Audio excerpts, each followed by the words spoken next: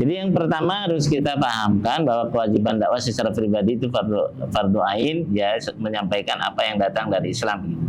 Tetapi ada juga dakwah yang dilakukan secara berjamaah, berkelompok. Nah, itu fardu kifayah. Dan di dakwah dengan fardu kifayah ini, dakwah berjamaah ini, kita semua bisa terlibat. Ya, tidak hanya yang lulusan pesantren atau mungkin Timur Tengah atau mungkin juga para orang-orang yang mengurusi pembelajaran masyarakat, yang biasa mengurusi jenazah dan sebagainya. Kenapa? Pada dakwah berjamaah ini termasuk kita ini mengadakan program dialog seperti ini, ada bagian kameramen, ada bagian yang menyusun tema, ada yang bagian istilahnya men-share, ya.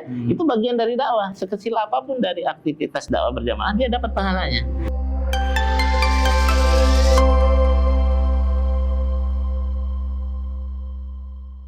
Bismillahirrahmanirrahim. Assalamualaikum warahmatullahi wabarakatuh.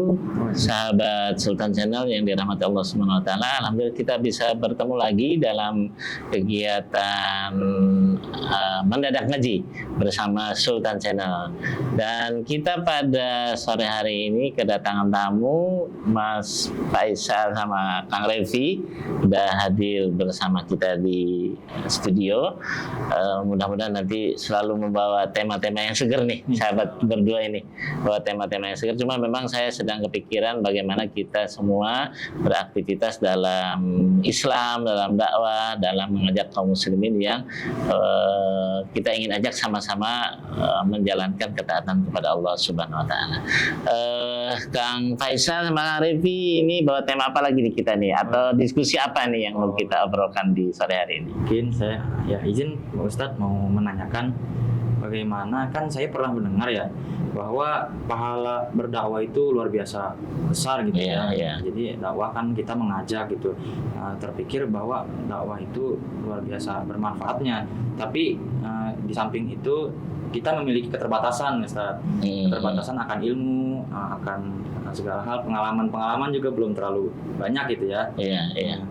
Kan sedangkan dakwah itu wajib ya untuk bisa mengenalkan kita kepada agama yang lurus gitu ya. Bagaimana saran-saran dari Ustadz seperti kami dengan keterbatasan kami untuk bisa berdakwah gitu. Ya. Baik, terima kasih Kang Faisal. Yang pertama kita harus memahami dari sisi bahwa sampainya Islam ke tempat kita, termasuk kita bisa berdiskusi, ngobrol seperti sekarang ini karena ada aktivitas dakwah.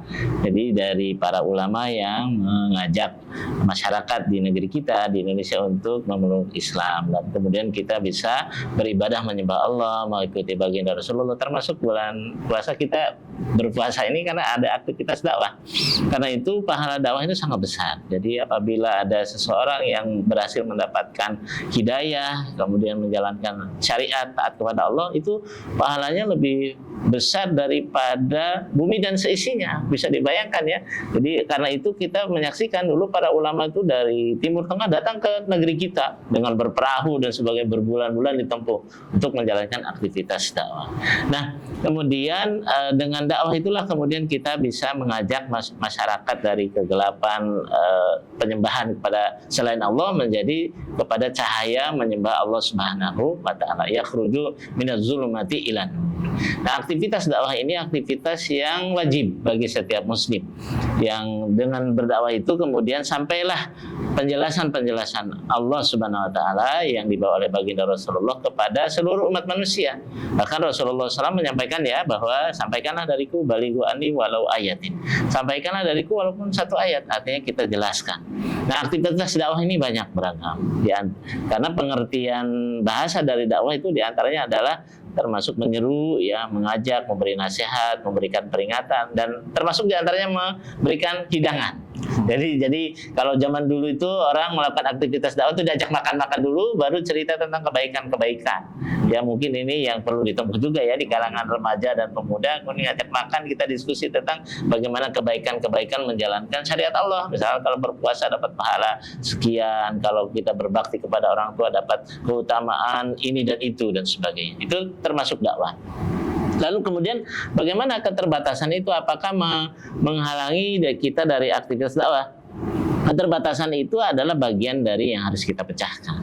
Karena kita ingin mendapatkan pahala dakwah yang luar biasa, tentu kita harus berusaha untuk bisa meraih itu. ya, meraih kebaikan yang besar, maka kita belajar. Mulai belajar yang ringan, mungkin belajar tentang fikih-fikih praktis ya, tentang cara wudhu, cara sholat, kemudian juga belajar tentang saum, belajar tentang hal-hal yang diajarkan oleh Islam. Nah, dengan belajar itu kan kita jadi mengetahui. Karena seseorang itu tidak akan mungkin berubah kecuali dia mengetahui, tahu ilmunya dulu. Jadi apa yang mendahului seseorang berniat menjalankan kewajiban dari Allah? Itu harus ada ilmunya. Artinya tidak mungkin orang itu berniat puasa kalau dia tidak tahu tentang puasa.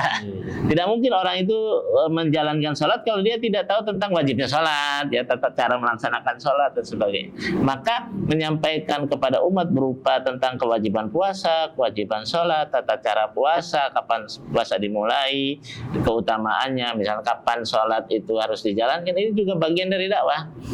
Misalkan Kang Faisal belajar tentang wudhu ya, tentang bahwa segala sesuatu harus dimulai dengan bismillah, kita ajarkan ke anak-anak kecil di sekitar kita, itu juga bagian dari dakwah. Artinya keterbatasan dari diri kita tentang keilmuan dan apapun yang ada itu bukan halangan untuk dakwah. Apa yang bisa kita mulai, kita mulai. Misalnya kita bisa hanya ngajarkan bismillah, itu juga bagian dari dakwah. Karena bagian, misalkan gini ya, ada anak kecil yang dia tidak mengetahui sesuatu tentang bacaan Quran, kita ajarkan bismillah. Maka setiap dia mengucapkan bismillah, bismillahirrahmanirrahim, maka kita dapat pahalanya. Bisa dibayangkan kan gitu. Kalau setiap anak itu menjadi dewasa mengucapkan bismillah, mengajarkan lagi kepada orang lain, maka kita yang menyampaikan pertama kali tentang ucapan bismillah tadi mendapatkan kebaikan. Begitu juga ketika dia sholat, di mana kita mungkin mengajarkan tentang tata cara sholat dan sebagainya. Karena itu ilmu yang sedikit bukan alasan untuk tidak berdakwah ya. Jadi artinya apapun yang bisa kita berikan selama itu kebaikan dan itu jelas jalurnya kita sampaikan, itu juga bagian dari dakwah gitu. Ya mungkin gitu ya buat Kang Faisal. Kalau Kang Revi ada hal yang ditanyakan terkait dakwah ini? Ada sih, jadi khususnya bagi pemuda ya. Iya. Pemuda itu kan gerakan potensi perubahannya besar. Iya. Apalagi kalau dari kami nih ya, baru-baru hijrah gitu kan. Pasti muncullah pertanyaan, bagaimana gitu mengedukasi atau meluruskan bahwa tugas dakwah itu bukan tugas para ustadz saja. Iya. Kita semua pun harus berdakwah. Iya. Bagaimana untuk mengedukasi hal itu? Jadi yang pertama harus kita pahamkan bahwa kewajiban dakwah secara pribadi itu fardu ain, ya, menyampaikan apa yang datang dari Islam. Tetapi ada juga dakwah yang dilakukan secara berjamaah, berkelompok. Nah, itu fardu kifayah. Dan di dakwah dengan fardu kifayah ini, dakwah berjamaah ini, kita semua bisa terlibat. Ya, tidak hanya yang lulusan pesantren atau mungkin Timur Tengah atau mungkin juga para orang-orang yang mengurusi pembelajaran masyarakat, yang mengurusi jenazah dan sebagainya. Kenapa? Pada dakwah berjamaah ini termasuk kita ini mengadakan program dialog seperti ini, ada bagian kameramen, ada bagian yang menyusun tema, ada yang bagian istilahnya men-share ya. Itu bagian dari dakwah. Sekecil apapun dari aktivitas dakwah berjamaah dia dapat pahalanya. Jadi para pemuda itu dengan tadi keterbatasan yang disampaikan oleh Kang Faisal dan juga semangat yang disampaikan oleh Kang Revi berkaitan dengan dakwah ini, maka kita bisa terjun di situ.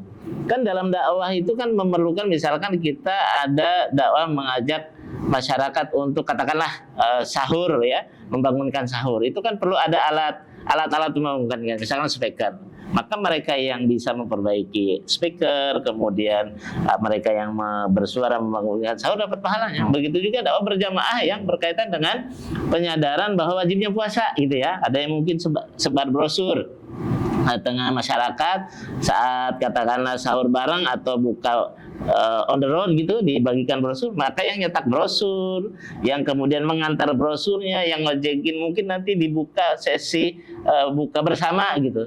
Nah, maka yang dimaksud dengan dakwah berjamaah itu semua kegiatan tadi disupport oleh berbagai personal.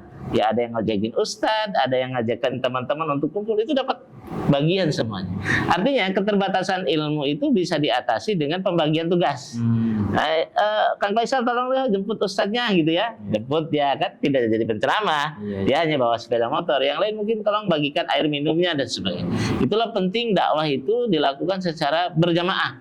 Fungsinya agar setiap orang yang memiliki keterbatasan digabungkan menjadi suatu kekuatan. Lalu bagaimana mengajak saudara-saudara kita yang lain yang lebih paham? Mungkin mereka sudah melakukan aktivitas dakwah, diantaranya mengajar kepada masyarakat ya, jadi guru dan sebagainya. Kita support. Dan apa yang perlu kita bantu nih supaya yang jamaah ngaji Ustadz bisa lebih betah misalnya. Tolong dong nanti beliin air minum. Kita kerjakan seperti itu. Artinya sesama kaum muslimin yang melakukan aktivitas dakwah harus saling mendukung sehingga menjadi kekuatan umat Islam yang terus berubah. Jadi satu ketaatan ketika ada dakwah dia bertambah melaksanakan ketaatan yang lainnya. Terus begitu sehingga menjadi seorang muslim yang kafah, seorang muslim yang masuk Islam secara sempurna, seorang muslim yang menjalankan ketaatan sesungguhnya karena ada aktivitas dakwah secara berjamaah tadi. Jadi jangan khawatir, keterbatasan bisa diatasi dengan pembagian tugas. Yang terpenting adalah semangat bagaimana Islam ini harus sampai, bagaimana sesama muslim harus saling tolong-menolong dalam kebaikan. Begitu Kang Faisal, Kang Repi. Ya. Terima kasih Pak Ustadz ya atas jawabannya. Kita juga bisa jadi tambah pencerahan dan juga jawaban-jawaban terjawab ya. Lega gitu, alhamdulillah. Ya. Terima kasih Ustadz. Ya baik, terima kasih para pemirsa sahabat Sultan Channel. Demikian ya diskusi kita di sore hari ini dengan tamu ini yang terus membawa semangat tentang diskusi-diskusi keislaman, Kang Repi dan Kang Faisal. Mudah-mudahan bermanfaat diskusi kita pada kesempatan sore hari ini. Kurang lebihnya saya mohon maaf. Billahi taufiq wal hidayah. Assalamualaikum warahmatullahi wabarakatuh.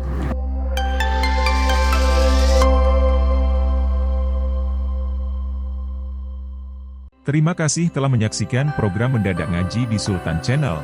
Semoga video ini dapat menambah ilmu keislaman sahabat Sultan.